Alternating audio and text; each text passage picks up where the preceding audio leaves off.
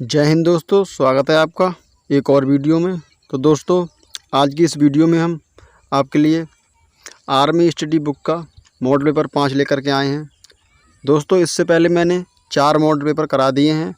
अगर वो वीडियो आपने नहीं देखी हो तो जा कर के देख लें। तो दोस्तों, तो आइए वीडियो को स्टार्ट करते हैं। तो दोस्तों, वीडियो स्टार्ट करने से पहले मैं आपसे कहना चाहूँगा, अगर ये वीडियो आपको पसंद आए तो वीडियो को लाइक करके चैनल को सब्सक्राइब जरूर करें। दोस्तों, आइए दोस्तों, हम अपना मॉडल पेपर देखते हैं। तो दोस्तों, हमारा मॉडल पेपर भाग 1 में सामान्य ज्ञान है। तो इसका पहला प्रश्न है, निम्नलिखित में से शिमला भारत के किस राज्य में स्थित है? तो दोस्तों, इसका सही आंसर ऑप्शन सी हो जाएगा, हिमाचल प्रदेश में। तो दोस्तों, हिमाचल प्रदेश की राजधानी शिमला हिमाचल प्रदेश की राजधानी है। तो दोस्तों, कुछ महत्वपूर्ण बिंदु हैं, इन्हें भी देखते हैं। जैसे अजंता एलोरा की गुफाएं, ये महाराष्ट्र में हैं। फतेहपुर सीकरी, आगरा का किला, ताजमहल, ये उत्तर प्रदेश में है।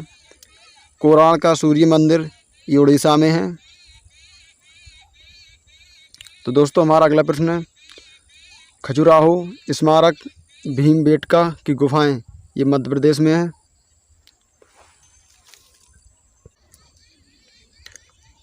नंदा देवी और फूलों की घाटी उत्तराखंड को कहा जाता है। सांची का स्तूप मध्य प्रदेश में है। कुतुब मीनार, हुमायूं का मकबरा, लाल किला, ये दोस्तों दिल्ली में है। इसी प्रकार दोस्तों, महाबोधि मंदिर बोध गया, ये बिहार में है। जंतर मंतर, ये जयपुर राजस्थान में है। रानी की बाग व धोलावीरा, ये गुजरात में है। शांति निकेतन, ये पश्चिम बंगाल में। चराईदेव मोहिधाम, ये असम में है। तो दोस्तों, हमारा अगला प्रश्न है, सती प्रथा पर प्रतिबंध कब और किस गवर्नर जनरल द्वारा लगाया गया? तो दोस्तों, इसका सही आंसर ऑप्शन बी हो जाएगा, 1829 में लॉर्ड विलियम बेंटिंगे के द्वारा। तो दोस्तों, कुछ इम्पोर्टेंट पॉइंट ने भी देखते हैं। जैसे राजा राम मोहन के प्रयासों से 1829 ईस्वी में विलियम बेंटिंग ने सती प्रथा पर रोक लगाई। बंगाल का विभाजन 1905 ईस्वी में लॉर्ड कर्जन के द्वारा। असहयोग आंदोलन 1920 ईस्वी में, उस समय वायसराय लॉर्ड चेम्सफोर्ड थे। भारत छोड़ो आंदोलन 1942 ईस्वी में, इसके वायसराय लॉर्ड लिथगो थे। इसी प्रकार दोस्तों, हमारा अगला प्रश्न है, सविनय अवज्ञा आंदोलन कब शुरू हुआ? तो ये शुरू हुआ था 1930 ईस्वी में। तो सविनय अवज्ञा आंदोलन का नेतृत्व महात्मा गांधी ने किया। इस आंदोलन को मंजूरी कांग्रेस के लाहौर अधिवेशन 1929 में मिली। इस आंदोलन से पूर्व गांधी जी ने 1930 ईस्वी में दांडी यात्रा की थी। सविनय अवज्ञा आंदोलन के समय भारत के वायसराय लॉर्ड इरविन थे। सविनय अवज्ञा आंदोलन का नेतृत्व महात्मा गांधी ने किया था। इसी प्रकार दोस्तों, गोलमेज सम्मेलन आयोजन लंदन में हुआ था, प्रथम 1930 में। दूसरा गोलमेज सम्मेलन 1931 में हुआ था, इसमें महात्मा गांधी ने भाग लिया था। तीसरा गोलमेज सम्मेलन 1932 ईस्वी में हुआ था। तो 5 मार्च 1931 को गांधी इरविन समझौता हुआ। पूना एक्ट 1932 गांधी जी पर BR अम्बेडकर की हुआ था। तो दोस्तों, हमारा अगला प्रश्न है, निम्नलिखित में से सुनील कुमार, जिसे 2023 में अर्जुन पुरस्कार मिला, किस खेल से संबंधित हैं? तो दोस्तों, इसका सही आंसर हो जाएगा ऑप्शन सी, कुश्ती। तो दोस्तों, ये भारत के प्रमुख कुश्ती खिलाड़ी हैं, जैसे अमन सहरावत, अंतिम पंचवाल, बजरंग पूनिया, संगीता फोगाट, विनेश फोगाट, बबीता फोगाट, शिवा थापा, साक्षी मलिक, राहुल अवारे, दीपक पूनिया, रवि दहिया, योगेश्वर दत्त, सुनील कुमार, गीता फोगाट, सुनील कुमार। तो दोस्तों, हमारा अगला प्रश्न है, भारत का संविधान कब लागू किया गया था? तो इसका सही आंसर हो जाएगा ऑप्शन डी 26 जनवरी 1985 ईस्वी को। तो दोस्तों ये कुछ इम्पोर्टेंट पॉइंट हैं। भारत का संविधान 26 नवंबर 1949 को अंगीकृत व अधिनियत हुआ था। भारत के संविधान में बनने में समय 2 वर्ष 11 माह 18 दिन का समय लगा था। भारत का संविधान विश्व का सबसे बड़ा लिखित संविधान है। ये दोस्तों बहुत इम्पोर्टेंट पॉइंट है। भारत के संविधान में वन प्रस्तावना, एक प्रस्तावना, 12 अनुसूचियाँ, 22 भाग व 395 अनुच्छेद हैं। भारतीय संविधान का जनक डॉक्टर BR अम्बेडकर को कहा जाता है। तो दोस्तों अगला प्रश्न है, नरेंद्र मोदी 2019 में किस राज्य से लोकसभा का चुनाव जीता था? तो इसका सही आंसर हो जाएगा ऑप्शन ए उत्तर प्रदेश। दोस्तों हमारा अगला प्रश्न है, ये कुछ इम्पोर्टेंट है। नरेंद्र मोदी 2024 में लगातार तीसरी बार भारत के प्रधानमंत्री बने। नरेंद्र मोदी प्रधानमंत्री बनने से पूर्व लगातार 3 बार गुजरात के मुख्यमंत्री रहे। इनका नारा है सबका साथ सबका विकास। और अगला है जय जवान जय किसान जय विज्ञान जय अनुसंधान। तो दोस्तों हमारा अगला पॉइंट है, व्यक्तिगत रूप से नरेंद्र मोदी भारत के 15वें प्रधानमंत्री हैं। इनकी पुस्तक है एग्जाम वॉरियर्स, साक्षी भाव, ज्योतिपुंज। तो दोस्तों इसी प्रकार हमारा अगला प्रश्न है, दुनिया की सबसे ऊंची चोटी माउंट एवरेस्ट किस पर्वतमाला में स्थित है? तो दोस्तों इसका सही आंसर ऑप्शन ए हो जाएगा हिमालय पर्वत श्रृंखला में। तो दोस्तों हिमालय पर्वत श्रृंखला विश्व की सबसे ऊंची चोटी माउंट एवरेस्ट नेपाल में है। इसकी ऊंचाई है 8,848.86 मीटर। इसका उपनाम है सागर माथा, बर्फ़ की देवी, चोमालुम्मा। एवरेस्ट पर पहुंचने वाली प्रथम भारतीय महिला बछेंद्री पाल, ये 1984 में। नोट पॉइंट है दोस्तों, माउंट एवरेस्ट पर चढ़ने वाले विश्व के पहले व्यक्ति सर एडमंड हिलरी, जो कि न्यूजीलैंड, और तेलजिंग नॉर्गे नेपाल के थे, जिन्होंने 29 मई 1953 को शिखर पर कदम रखा था। तो दोस्तों हमारा अगला प्रश्न है, कांग्रेस ने के लाहौर अधिवेशन में पूर्ण स्वराज का प्रस्ताव कब पारित हुआ? तो ये इसका सही आंसर हो जाएगा ऑप्शन सी 1929 में। तो दोस्तों लाहौर अधिवेशन 1929 ईस्वी की अध्यक्षता पंडित जवाहरलाल नेहरू ने की थी। तो इस अधिवेशन में पहली बार पूर्ण स्वराज की मांग रखी गई। 31 दिसंबर 1929 को मध्य रात्रि का लाहौर में रावी नदी के किनारे भारत का झंडा फहराया गया था तथा स्वतंत्रता का पाठ पढ़ा गया। तो दोस्तों अगला पॉइंट है, 26 जनवरी 1930 को भारतीय इतिहास में पहली बार स्वतंत्रता दिवस मनाया गया। प्रमुख वचन एवं नारे पंडित जवाहरलाल नेहरू, आराम हराम है, पूर्ण स्वराज, मेरा अंतिम लक्ष्य है, हर आँख हर आंसू पूछेगा, भारी उद्योग विकास का पर्याय है। अगला प्रश्न है दोस्तों, भगवान श्री राम किस युग में धरती पर आए थे? तो दोस्तों इसका सही आंसर हो जाएगा ऑप्शन ए त्रेता युग में। तो इसके कुछ इम्पोर्टेंट पॉइंट हैं, जैसे मर्यादा पुरुषोत्तम भगवान श्री राम का जन्म दिवस चैत्र शुक्ल नवमी रामनवमी को मनाया जाता है। भगवान श्री राम की नगरी अयोध्या सरयू नदी के किनारे है। भगवान राम ने रावण का वध किया, बुराई पर अच्छाई की विजय हुई, इसलिए दशहरा या विजयदशमी मनाई जाती है। तो दोस्तों अगला पॉइंट है, हिंदू कैलेंडर के अनुसार दशहरा विजयदशमी हर साल आश्विन माह के शुक्ल पक्ष की 10वीं तिथि को मनाया जाता है। तो दोस्तों हमारा अगला प्रश्न है, निम्नलिखित में से हरिवंश राय बच्चन की पुस्तक कौन सी है? तो इसका सही आंसर हो जाएगा ऑप्शन ए मधुशाला। तो दोस्तों ये कुछ प्रमुख पुस्तकें हैं, गबन, गोदान, कर्मभूमि, रंगभूमि, ये मुंशी प्रेमचंद की है। कल्हड़ की पुस्तक ये राजत रंगड़ी, इस ग्रंथ में से कश्मीर की जानकारी मिलती है। शहनामा ये फिरदौसी की है। गीत गोविंद ये जयदेव की है। पद्मावत मलिक मोहम्मद जैसी की है। हर्षचरित कादम्बरी ये बाणभट्ट की है। भारत भारती ये मैथिलीशरण गुप्त की है। बुद्ध चरितम ये अश्व घोष की है।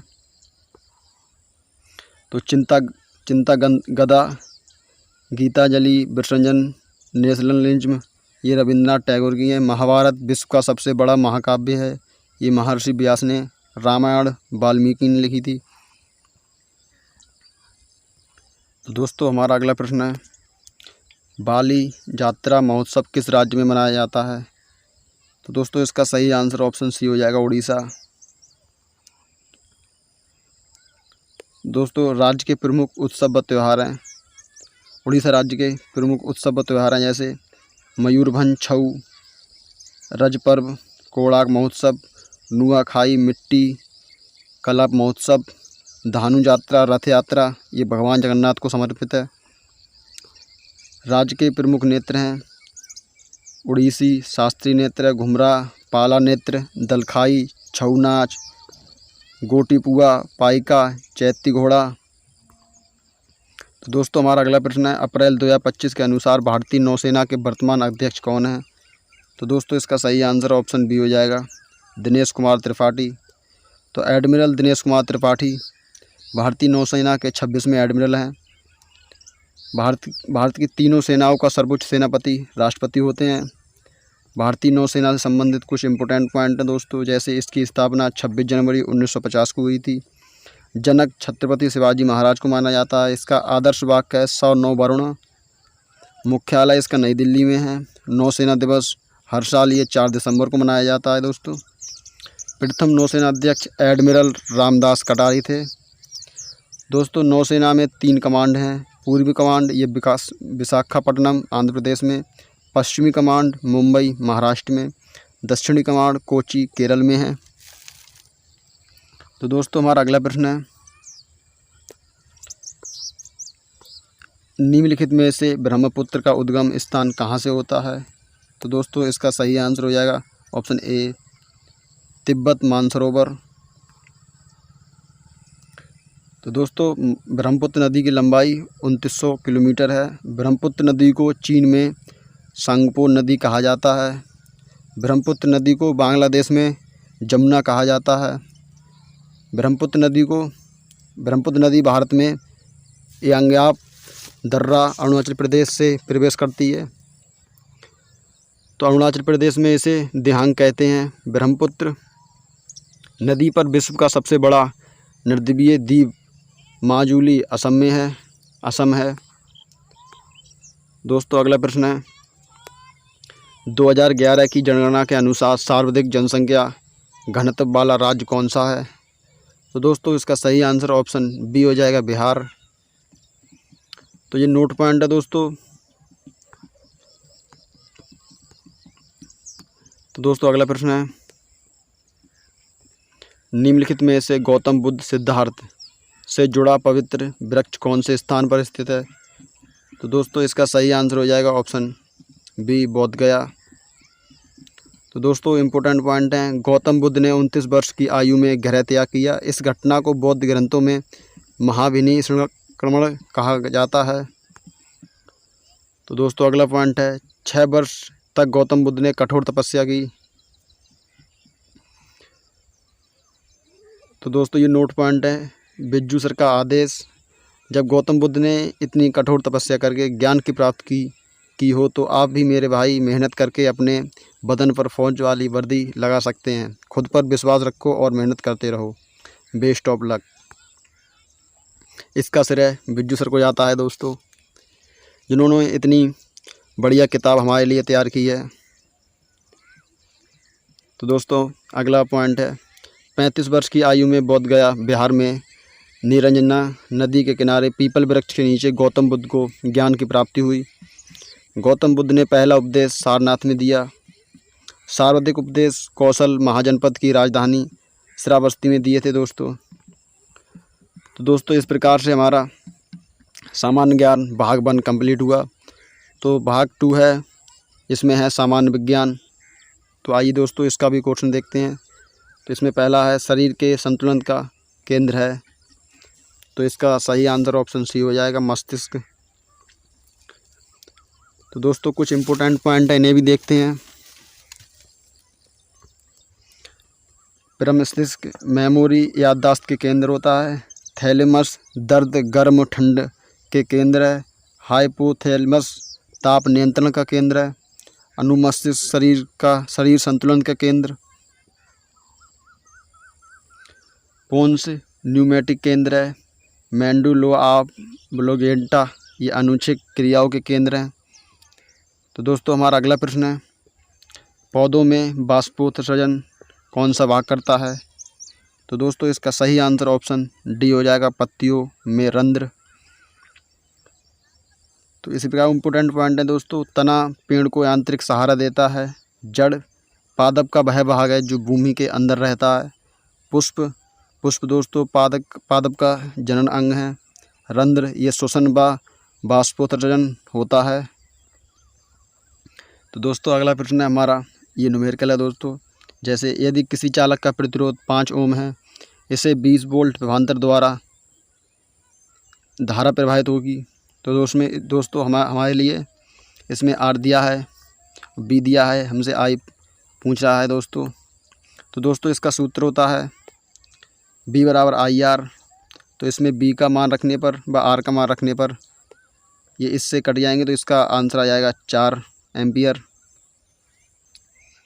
तो दोस्तों अगला प्रश्न देखते हैं। तो दोस्तों हमारा अगला प्रश्न है, साबुन में कौन सी श्रृंखला होती है? तो दोस्तों इसका सही आंसर हो जाएगा ऑप्शन ए, कार्बोक्सिलिक अम्ल की श्रृंखला होती है। तो दोस्तों कार्बोक्सिलिक अम्ल साबुन में पाया जाता है। बेंजोइक अम्ल घास में। लैक्टिक अम्ल दही व खट्टे दूध में। सिट्रिक अम्ल खट्टे पदार्थों में। मैलिक अम्ल सेब व पपीता में। तो दोस्तों अगला प्रश्न है हमारा, शरीर का सबसे प्रमुख अंग कौन सा है? शरीर का सबसे प्रमुख अंग कौन सा है? तो दोस्तों इसका सही आंसर हो जाएगा ऑप्शन ए, हृदय। तो दोस्तों हृदय रक्त को पंप करना, यकृत का कार्य है पित्तरस व यूरिया का निर्माण करना। किडनी रक्त का शुद्धिकरण व मूत्र निर्माण करना। फेफड़े मानव का प्रमुख श्वसन तंत्र हैं। तो दोस्तों हमारा अगला प्रश्न है, वृद्धि हार्मोन कौन सी ग्रंथि से स्रावित होता है? तो दोस्तों इसका सही आंसर हो जाएगा ऑप्शन बी, पिट्यूटरी। तो दोस्तों कुछ इम्पोर्टेंट पॉइंट हैं, पीनियल ग्रंथि ये मेलेटोनिन हार्मोन उत्पन्न करती है। थायराइड ग्रंथि ये थायरॉक्सिल हार्मोन। एड्रिनल ग्रंथि एड्रिनलिन हार्मोन। अग्नाशय ग्रंथि ये इंसुलिन हार्मोन। दोस्तों हमारा अगला प्रश्न है, लोहे का अश्क कौन सा है? तो दोस्तों इसका सही आंसर हो जाएगा ऑप्शन सी, हेमेटाइट। तो दोस्तों सिल्वेनाइट व कैल्वेराइट ये सोना। सिल्वर पारा गैलेना सीसा। हेमेटाइट मैग्नेटाइट ये लोहा। अर्जेंटट या चांदी अर्जेंटाइट ये चांदी। बॉक्साइट ये एल्युमिनियम। दोस्तों ये हमारा अगला प्रश्न है, दोहरी झिल्ली वाला अंग कौन सा है? तो दोस्तों इसका सही आंसर ऑप्शन डी हो जाएगा, ये उपरोक्त सभी। इसमें पहला है केंद्रक, दूसरी है माइटोकॉन्ड्रिया, तीसरा है हरित लवक। तो दोस्तों कुछ इम्पोर्टेंट पॉइंट हैं, दोहरी झिल्ली वाले कोशिकांग केंद्रक, माइटोकॉन्ड्रिया, हरित लवक। एकल झिल्ली वाले कोशिकांग गोल्गी, अंतःप्रद्रवीय जालिकाएं, लाइसोसोम। झिल्ली रहित कोशिकांग हैं राइबोसोम। तो दोस्तों हमारा अगला प्रश्न है, कपड़ों को रगड़ने पर चढ़ चढ़ की आवाज़ किस बल के कारण आती है? दोस्तों इसका सही आंसर हो जाएगा ऑप्शन बी, स्थिर विद्युत बल के कारण। तो दोस्तों घर्षण बल क्या होता है? ये दो वस्तुओं के संपर्क तल पर लगने वाला अदृश्य बल है। नाभिकीय बल दोस्तों परमाणु के नाभिक में स्थित प्रोटॉन व न्यूट्रॉनों के बीच लगने वाला बल है। गुरुत्वीय बल दोस्तों वह बल जिसके कारण पृथ्वी किसी वस्तु को अपने केंद्र की ओर आकर्षित करती है, उसे गुरुत्वीय बल कहते हैं दोस्तों। इसी प्रकार दोस्तों हमारा अगला प्रश्न है, इंजन को ठंडा करने वाला उपकरण है? तो दोस्तों इसका राइट आंसर हो जाएगा ऑप्शन सी, रेडिएटर। तो दोस्तों रेडिएटर इंजन को ठंडा करने वाला उपकरण है। इनटेक वाल्व, ये वाल्व खुलने पर कार्बोरेटर से हवा व ईंधन खींचता है। पावर स्ट्रोक, इसमें शक्ति पैदा होती है। कंप्रेस साइकिल, इसमें ईंधन व हवा के मिश्रण को संपीड़ित करते हैं दोस्तों। पिस्टन, दोस्तों यह एक बेलनाकार उपकरण है जिसके ऊपर एक सापट होती है दोस्तों। दोस्तों हमारा अगला प्रश्न है, स्वतंत्र रूप से गिरती हुई वस्तु का भार महसूस होता है। इसका सही आंसर हो जाएगा ऑप्शन सी, शून्य। तो दोस्तों जब लिफ्ट ऊपर की ओर जा रही हो तो पिंड का भार बढ़ता प्रतीत होता है दोस्तों। जब लिफ्ट ऊपर की ओर जा रही हो तो पिंड का भार घटता प्रतीत होता है।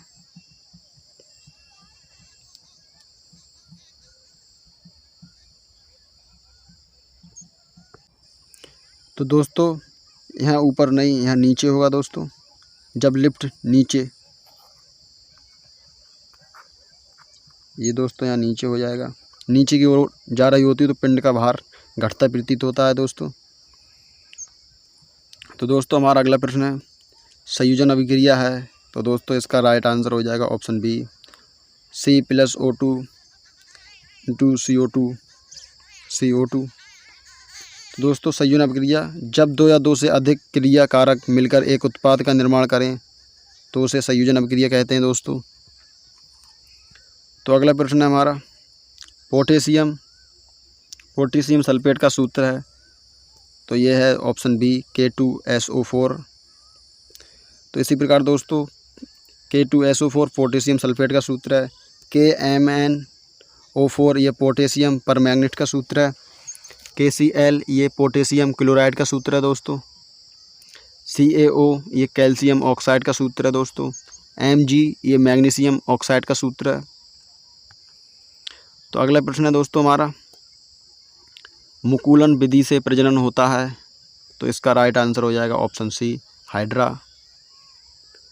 तो दोस्तों हाइड्रा से मुकुलन विधि का प्रजनन होता है। जीवाणु से द्विखंडन, कवक से कॉनिडिया, शैवाल से स्पोरोजोइट, बीजाणु जनन।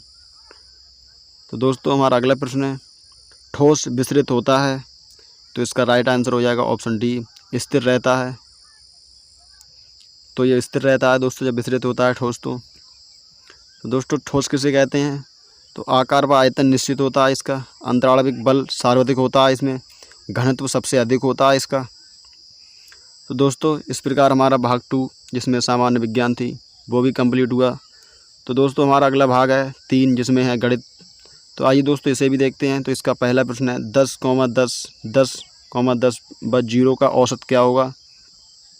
तो दोस्तों आपको पता ही होगा कि 0 औसत निकालने का सूत्र होता है योग बटे संख्या। तो दोस्तों ये सूत्र लगाने पर इनका योग होगा तो ये 40, इनकी संख्या है 5, तो इसे काटने पर इसका आंसर आ जाएगा 8। ये दोस्तों बहुत सरल क्वेश्चन था। तो दोस्तों हमारा अगला प्रश्न है 2/3 प्लस 5/4 को सरल कीजिए। तो दोस्तों इसे सरल करने पर इनका दोस्तों एलसीएम लेंगे तो वो आ जाएगा 12। तो 12 इनमें 8 + 15 ये 23/12 हो जाएगा। तो इसको सॉल्व करने पर इसका आंसर आ जाएगा 1 सही 11/12 आंसर इसका सही आ जाएगा। तो इसी प्रकार दोस्तों हमारा अगला प्रश्न है, वर्ग की भुजा 13 मीटर है तो उस वर्ग का परिमाप क्या होगा? तो दोस्तों आपको पता ही होगा परिमाप का सूत्र होता है 4 × A। तो दोस्तों A हमारे लिए दिया है 13 मीटर, तो इसका सूत्र होता है परिमाप 4 × A। तो दोस्तों इसे रखने पर 4 × 13 = 52 मीटर आ जाएगा इसका आंसर दोस्तों। तो इसी प्रकार दोस्तों हमारा अगला प्रश्न है 0.46 + 1.47 + 0.48, तो इसका मान क्या आएगा दोस्तों? तो दोस्तों इसे जोड़ने पर इसका मान आ जाएगा 2.41। इसका राइट आंसर हो जाएगा दोस्तों ऑप्शन बी 2.41। तो दोस्तों हमारा अगला प्रश्न है, एक व्यक्ति एक काम को 50 दिन में पूरा करता है, 5 व्यक्ति उस काम को कितने दिन में पूरा करेंगे दोस्तों? तो दोस्तों इसमें M1 दिया है दोस्तों हमारे लिए 1, MD1 दिया है 50, M2 बराबर दिया है 5 और D2 हमारे लिए निकालना है दोस्तों। तो दोस्तों इसमें इसका सूत्र होता है M1 D1 बराबर M2 D2। तो दोस्तों इसे D2 निकालना है, तो इसका सॉल्व करने पर इसका आंसर आ जाएगा 10 दिन। तो दोस्तों हमारा अगला प्रश्न है, नवीन अपनी आय का 10% दान करता है। यदि उसकी मासिक आय 25,000 है तो प्रति माह दान की राशि क्या होगी दोस्तों। तो दोस्तों इसे सॉल्व करेंगे तो इसका हो जाएगा, ये मासिक आय है इसकी 2,500 रुपये, दान ये 10% करता है, दान की राशि 2,500 का 10% ये 2,500 रुपये हो जाएगा दोस्तों। तो हमारा अगला प्रश्न है दोस्तों, 2,000 रुपये की धनराशि पर यदि वार्षिक साधारण ब्याज की दर से 10% तथा साधारण ब्याज की राशि 200 रुपये है तो समाविधि क्या होगी दोस्तों। तो दोस्तों इसमें हमारे लिए मूलधन दिया है 2,000 रुपये, दर दी है 10%, ब्याज दिया है 200 रुपये। इसमें हमसे समय पूछ रहा है दोस्तों, तो इसका समय का सूत्र हो जाएगा ब्याज गुणा 100 बटे मूलधन गुणा दर। तो इसे दोस्तों सॉल्व करने पर इसका आंसर आ जाएगा 1 वर्ष। दोस्तों ये 0 से ये 0 कट जाएगा और इसे ही दोस्तों ये 3 0 बचे, ये 2 इसकी कट जाएगा दोस्तों, एक वर्ष इसका सही आंसर आ जाएगा। तो दोस्तों हमारा अगला प्रश्न है, 45% का भिन्न में मान क्या होगा दोस्तों।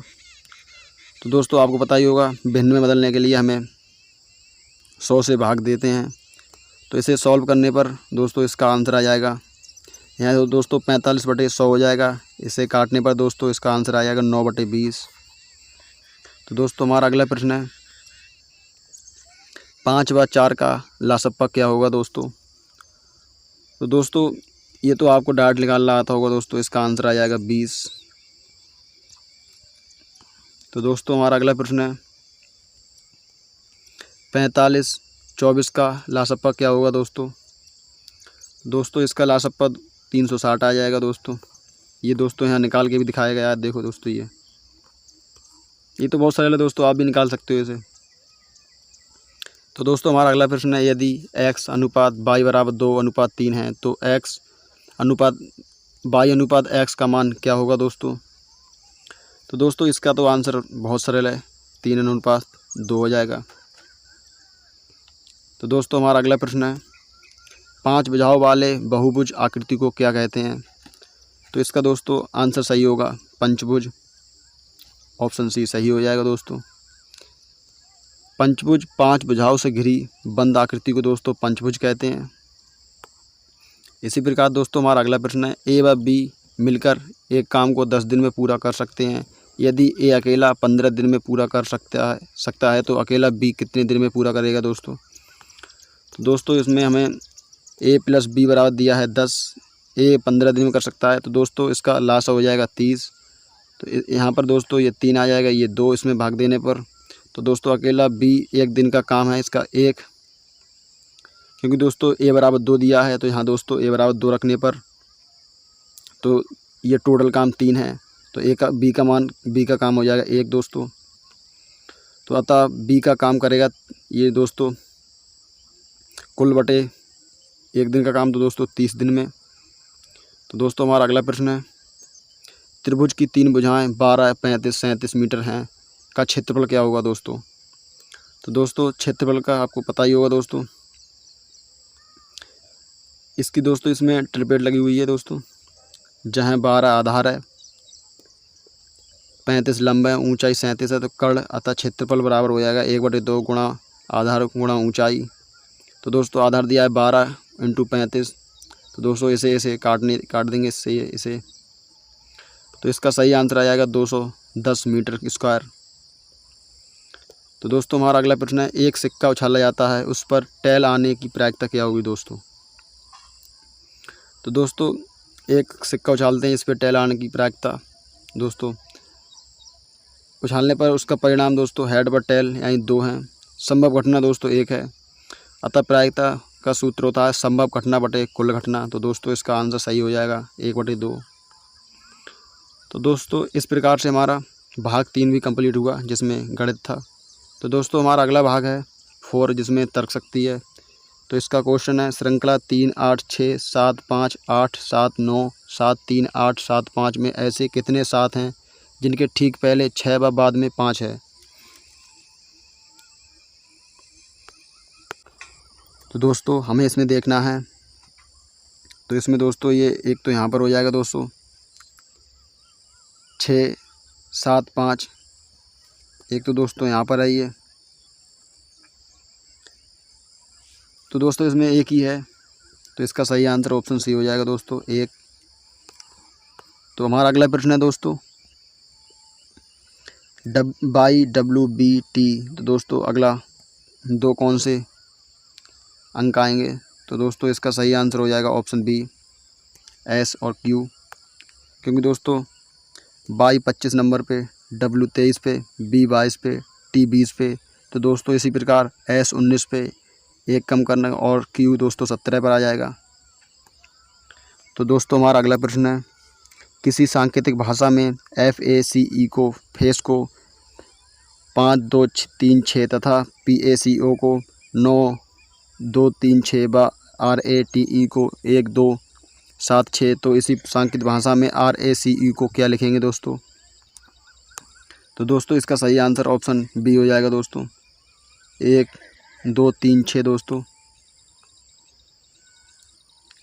तो दोस्तों हमारा अगला प्रश्न है, एक परिवार में पुत्र की आयु 7 वर्ष तथा पिता की आयु 35 वर्ष है, तो आयु का अनुपात क्या होगा दोस्तों? दोस्तों इसका अनुपात हो जाएगा ऑप्शन डी, 1:5, क्योंकि दोस्तों इसे हल करेंगे 7:5। दोस्तों इससे इसे काटने पर इसका आंसर आ जाएगा 1:5। तो दोस्तों हमारा लास्ट प्रश्न है, एक वर्णमाला में दाएं से 9वें अक्षर के दाएं 5वां अक्षर क्या होगा दोस्तों? तो दोस्तों इसका सही आंसर ऑप्शन सी हो जाएगा, W। तो दोस्तों इस प्रकार हमारा ये मॉडल पेपर 5 भी कंप्लीट हुआ। अगर दोस्तों आपको वीडियो पसंद आई हो तो वीडियो को लाइक करके चैनल को सब्सक्राइब जरूर करें दोस्तों मैं आपको पेपर से पहले जितने भी मॉडल पेपर हैं वो सारे करा दूंगा दोस्तों। तो दोस्तों मिलते हैं अगली वीडियो में, तब के लिए जय हिंद।